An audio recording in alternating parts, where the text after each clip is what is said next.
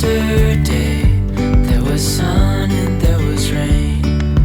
Beauty in the mundane. Hello, welcome back to Life No Life and Crafting with Kelly. Katie's here too. Hello. Tell us what you're working on. Working on masks. Story of my life. Yeah, but they've got to be done at the end of the week, don't they? Yeah. And how many again? 90. Yeah. I have 40 that are ready for ear loops, which is the last step. Yeah. But I left those at the house and just brought the 50 that need to be constructed. And these are for singers, right? Yeah. Yeah. So these are a much more complicated mask design than... Yeah, because it's got to be away from the mouth better. And... Yep. So it's a 3-part construction with French seams and curves and stuff like that. So wow. Each one runs about half an hour to construct. Wow. And again, you've been commissioned to do these, haven't you? Yeah. Yeah. Yeah. So, all right. And what am I working on? Well, you see, Dorothy's birthday is on Thursday. And we usually make each other something. We don't usually buy anything. We just usually make something. So I'm going to make her fall decor piece. So let me get you down here and I'll show you what I'm going to do, and then we'll figure it all out. So I got this palette.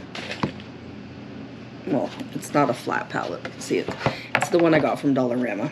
Anyway, I Mod Podged my fabric on it because I needed it to dry in order to do anything today.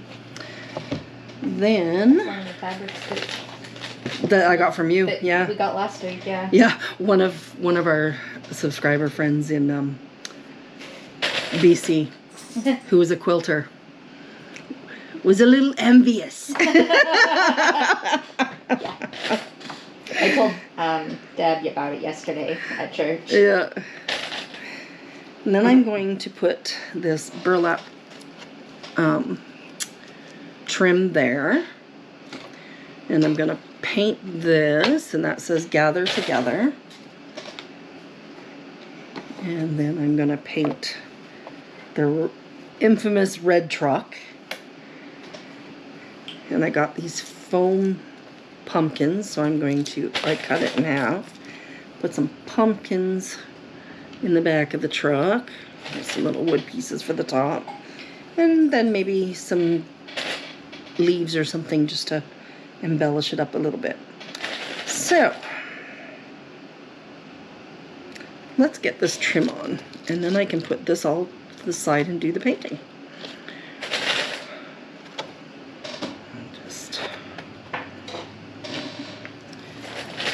It is self-adhesive, but I think I will still put some hot glue. Yeah, it's pretty sticky though. So maybe I'll put it and then put some on the back of it or something. Because it is quite sticky. Is it? Yeah. Okay.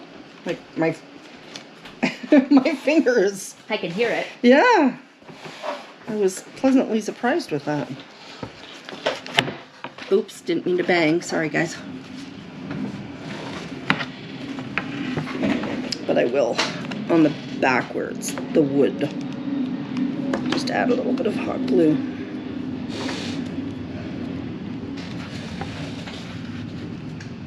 And as usual, you'll probably hear some planes going overhead. Looks like they're using the diagonal runway today. So. Because I keep hearing plane noises, but I haven't gotten to see any. Unless they're driving the invisible jet, but you know. Yeah. I don't think Wonder Woman's coming to visit. No. Okay. Put that there.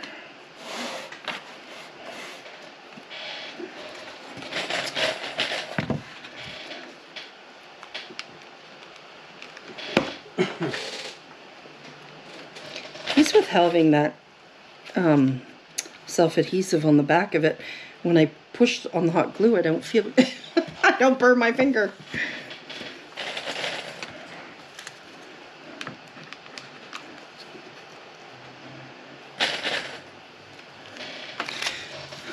All right, so there's our blank palette. We're gonna get painting now.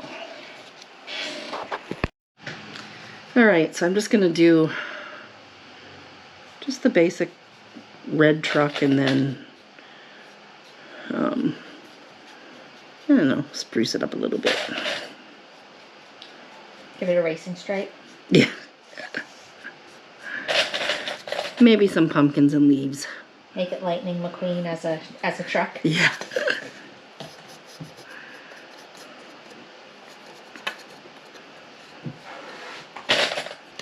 This paint is the cheap stuff that I found at Value Village that I tried to use on that. Remember when we and it all peeled?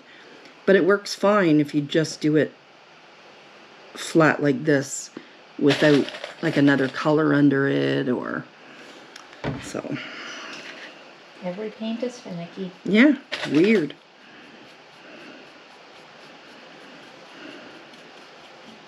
I mean, it could be a different type of wood. There's a lot of things that could. Maybe the moon was in the wrong phase that day. I'm hoping when I try to put another color on top of it that it will. Did you see the aurora last night or tonight? Or I the saw last 2 nights? I saw pictures. I didn't actually see it. Yeah. There was some gorgeous northern lights going on here the last few nights. It was actually all of Canada was supposed to be in the green zone of possibly seeing it. Yeah. Like even down to the border. I was shocked that I saw it like while still in the city. Yeah. Like I was outside and I'm like, wow, it's right there. We didn't go out, so we didn't see it, but although if we had looked out back, we might have seen it, because a lot of times, well, when we first moved here, we saw it right from standing in the backyard. Yeah, and I was over at the row houses yesterday, and we saw it there also.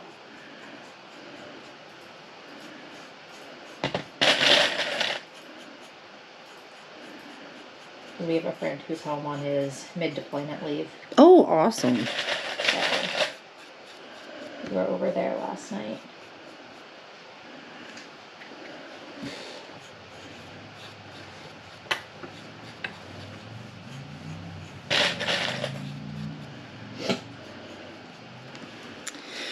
All right. I'm just going to get some of these edges right here.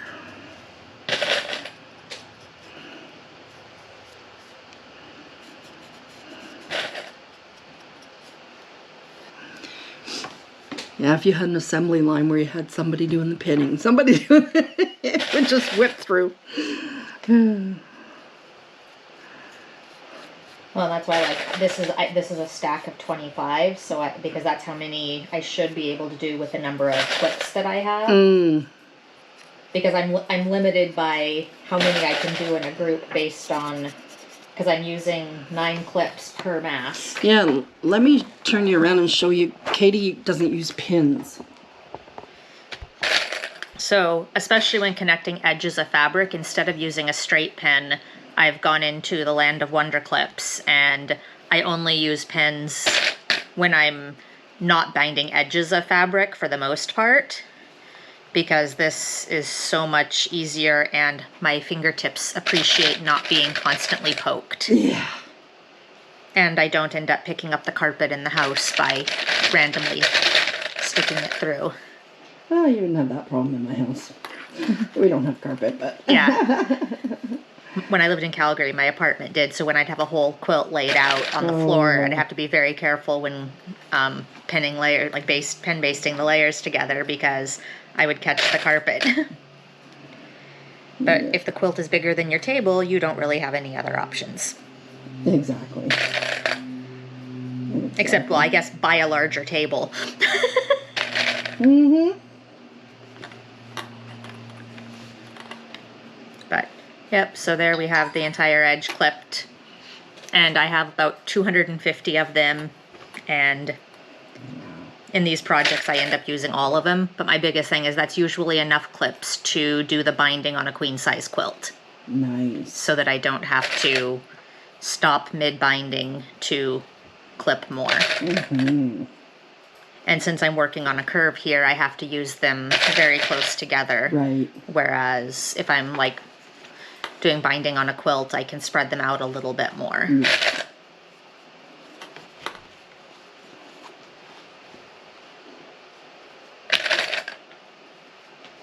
Because I haven't sewn in years, I had never even seen those clips until you showed me. 'Cause I always just used pins, but...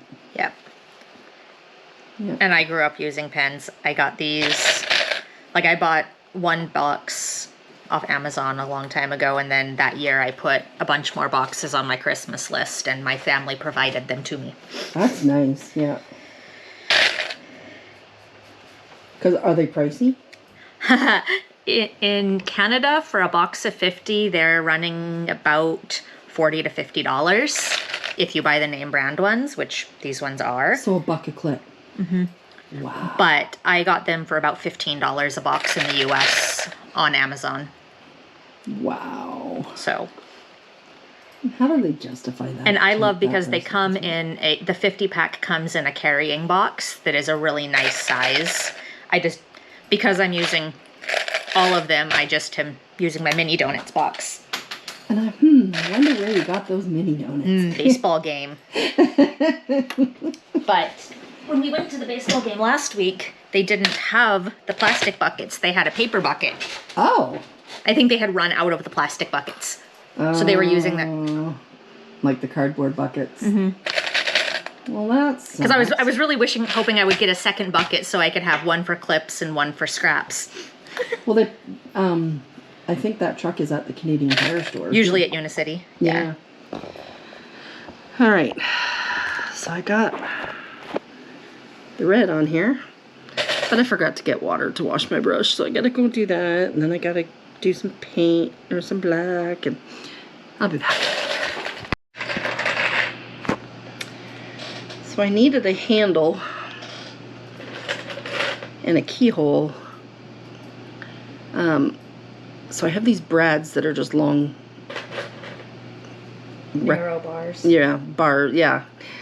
But I only had it in yellow, and I had it twice as long as this. So I cut it in half, and I'm going to put some red paint over it. So I just hot glued that in there. And then for the keyhole, I have an eyelet. So I'm going to hot glue an eyelet in there. Why not?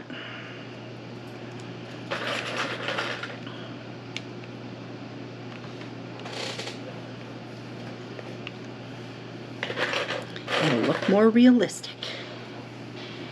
And I'm also I got some acetate. I'm gonna make a window.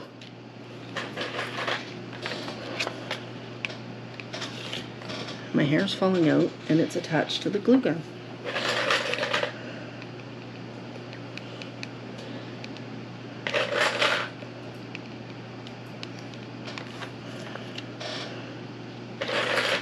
There. Trim that off.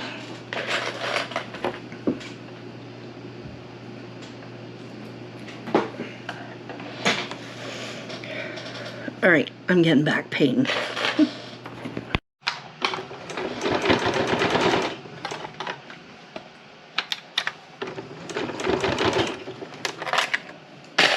So now after pinning all these together, I am stitching on the first curve for the top of the mask that has the embedded nose piece in it. And making a lot of noise with my clips.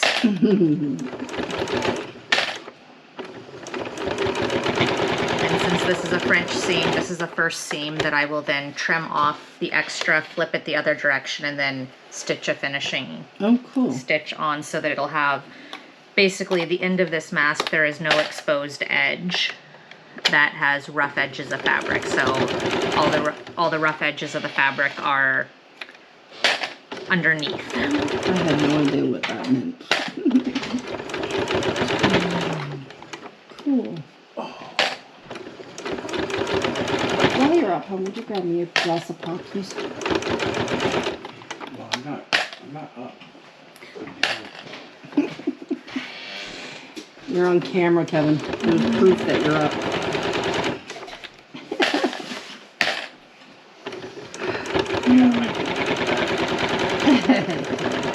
You got a glass? No, I don't. Well, you do. Just wait over there. Oh, that's nice.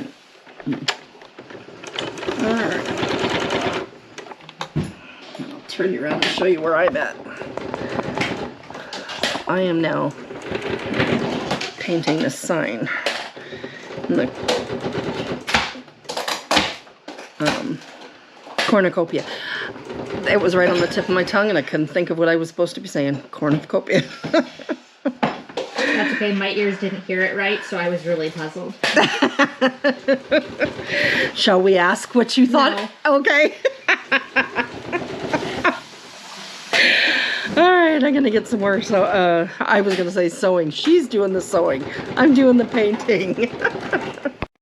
Okay, Kate is gonna show us a French seam. So on this, so I've stitched the two pieces together, but now what I'm gonna end up doing is flipping it this way, and then pinching this together and sewing along here, and then turning it back inside out to give me an edge. But if you notice in doing that, I have that rough edge. Right. So to eliminate that, before you do the flip and stitch again, you'll go in, and so like I have a 1/4 inch seam here, I'll cut it to 1/8, so that when I flip it around, It's not as bulky. everything, well, it's not as bulky and everything will be inside the seam.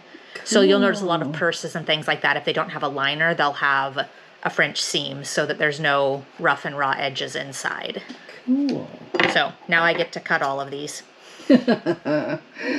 I'll show you where I'm at here. So I got my cornucopia done. And I thought, oh, I'll do these words in an off-white. Grabbed my white, not looking. It's the iridescent one, which I'd already scooped out. So I put a little bit of brown in it to mute it a little bit, and put a little bit of regular white just to kind of mute it a bit more. And anyways, it's just an off-white color, and if I put it on thick enough, I might not need too many coats, but that's all right.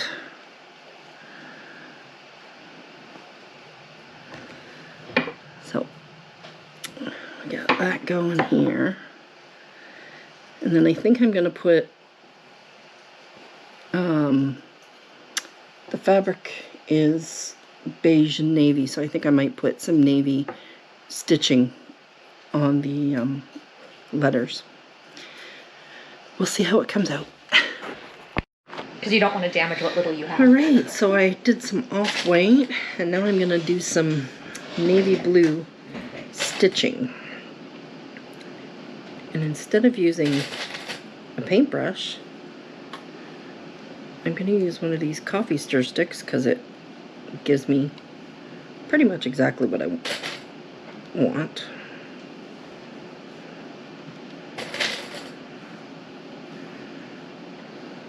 Yeah.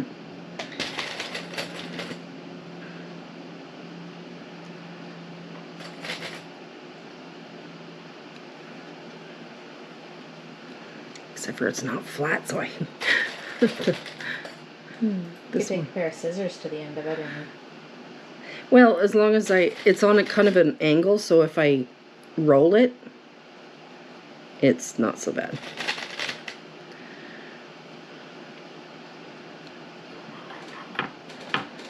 It's on a flat angle.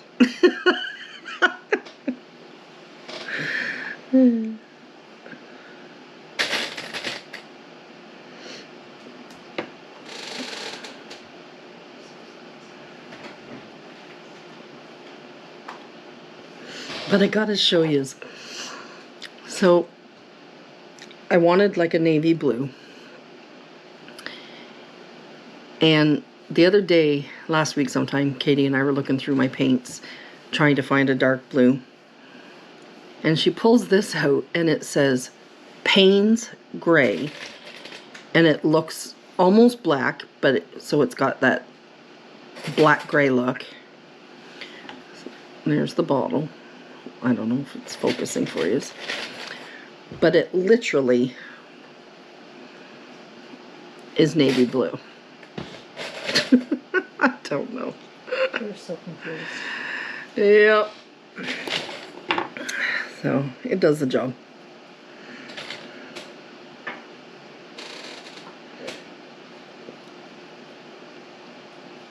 You should write on the outside of it, navy blue. Yeah.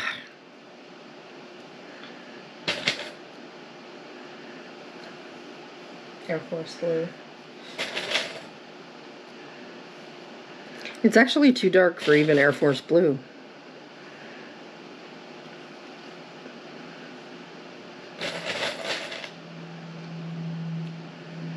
I'm not quite sure, but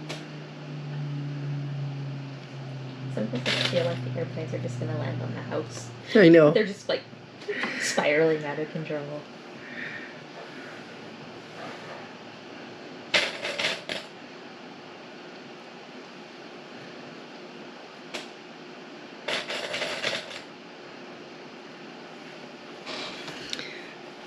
All right.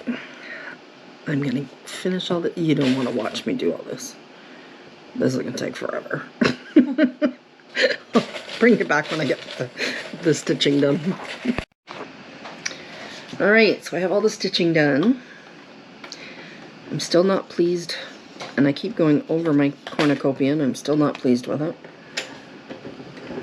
So I will still be trying to figure that one out. Once this is dry, we're gonna start mounting everything. Katie's over there sewing some more. Let me get you here. Yep, sewing the the second seam of the French seam to hide everything away. That's neat.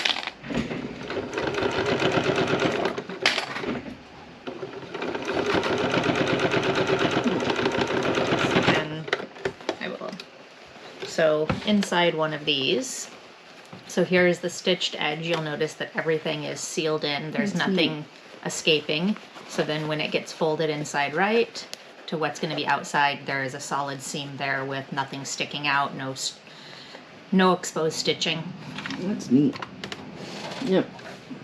All right, let's continue. All right, let's do the finishing touches. I'm gonna use wood glue. I was gonna use hot glue, but by the time I would get just a little bit down, the glue would be cold and it wouldn't stick. So I'm going to use wood glue.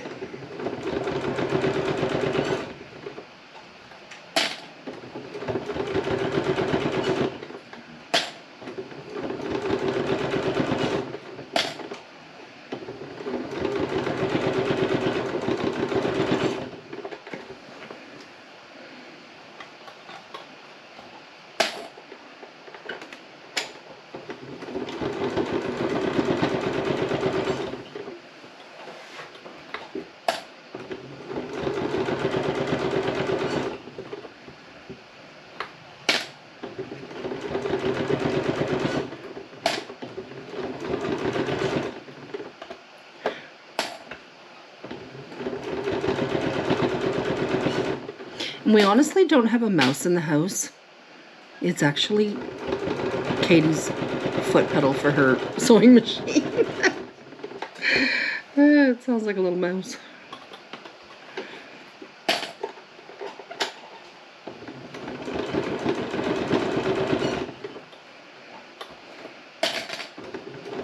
Since it's electrical, you don't want to just randomly go throwing grease everywhere. Mm-hmm.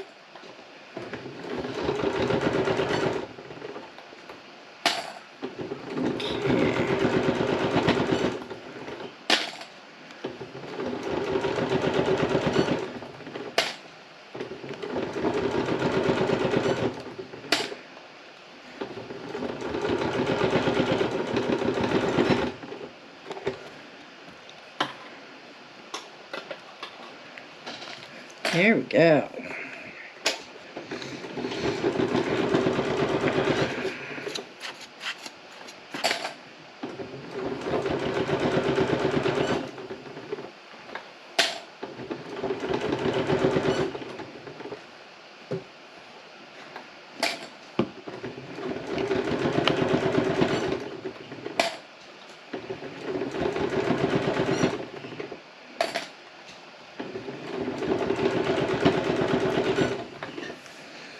All right. I do have to plug my glue gun in for these. I'm going to put these little pumpkins in the back of the truck. And I think I might add a little bit of hot glue under this. It's sticking, but...